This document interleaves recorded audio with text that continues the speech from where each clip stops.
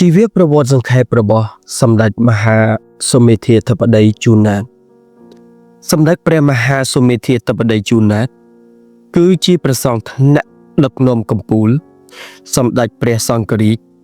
នៃគណៈមហានិកាយដែលនឹងជាអ្នកប្រាជ្ញអក្សរសាស្ត្រខ្មែរដ៏ល្បីល្បាញបំផុតមួយរូបនៅក្នុងប្រវត្តិសាស្ត្រកម្ពុជាសម័យទំនើបសម្ដេចព្រះសង្ឃរាជជូណាត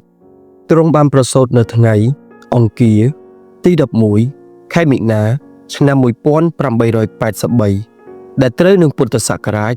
2427ទ្រង់បានប្រសូតនៅភូមិកំរៀងសង្កាត់រកាកោះស្រុកគងពិសីខេត្តកំពង់ស្ពឺព្រះអង្គមានមេត្តាព្រះនាមថាយៈនិងបិតាព្រះនាមថាព្រំជូនដែលកើតនៅក្នុងត្រកូលជាកសិករការសិក្សានិងការបួសរបស់ព្រះអង្គនៅក្នុងវ័យកុមារភាពព្រះអង្គចូលចិត្តសិក្សាអក្សរសាស្ត្រជាតិខ្លាំងណាស់ហើយនៅក្នុងប្រជជន14វស្សានៅឆ្នាំ1897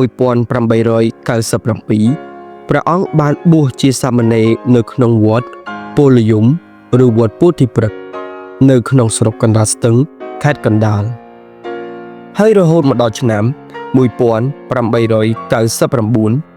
ព្រះអង្គបាននិមន្តទៅសិក្សានៅឯបរិយត្តិធម៌នៅក្នុងវត្តឧណឡោមនាទីក្រុងភ្នំពេញហើយរហូតមកដល់ឆ្នាំ1904នៅក្នុងប្រជជន21វស្សាព្រះអង្គបានបំពេញនៅឧបសម្បទាបួសជាភិក្ខុ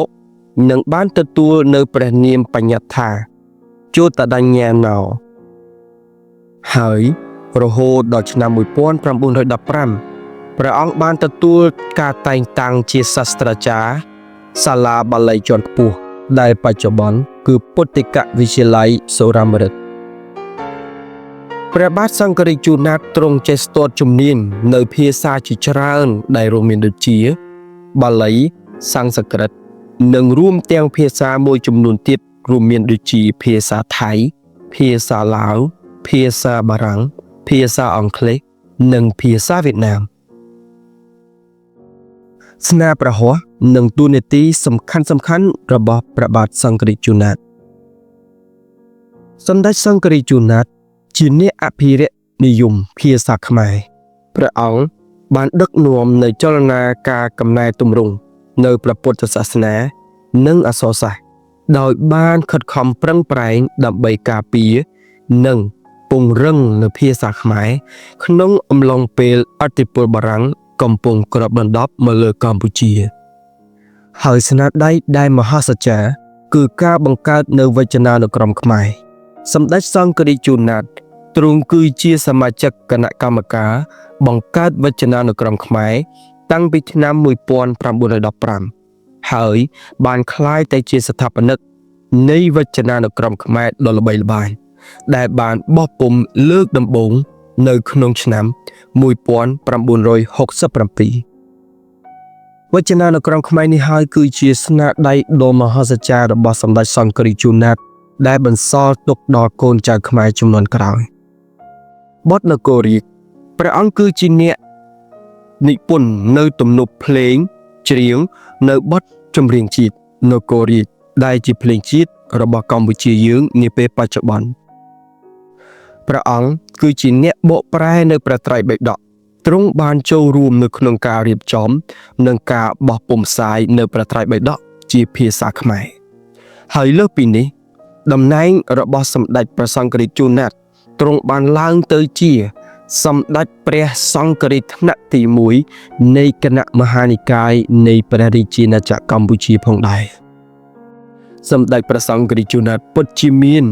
នៅគុណបំណាច់សម្រាប់ប្រទេសកម្ពុជាយើងខ្លាំងមែនទែនដែលកូនចៅចំនួនក្រោយត្រូវតែដឹងត្រូវតែស្គាល់ត្រូវតែចងចាំព្រះអង្គទុកនៅក្នុងក្រអៅដួងចិត្តនិងជាចុងក្រោយ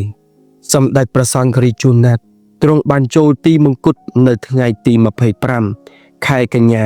ឆ្នាំ1969នៅក្នុងប្រជជនលំអាយុ86ព្រះវស្សានៅក្នុងដំណាក់វត្តឧណឡោមនៃរាជធានីភ្នំពេញសម្ដេចព្រះសង្ឃរាជជូណាត គឺជាអិសរាជជនខ្មែរដ៏សំខាន់មួយរូបដែលបានបន្សល់ទុកនូវកេរដំណែលដ៏មានតម្លៃមហាសាលទាំងលើវិស័យព្រះពុទ្ធសាសនាអក្សរសាស្ត្រជាតិសម្រាប់កូនចៅខ្មែរចំនួនក្រោយបានសិក្សា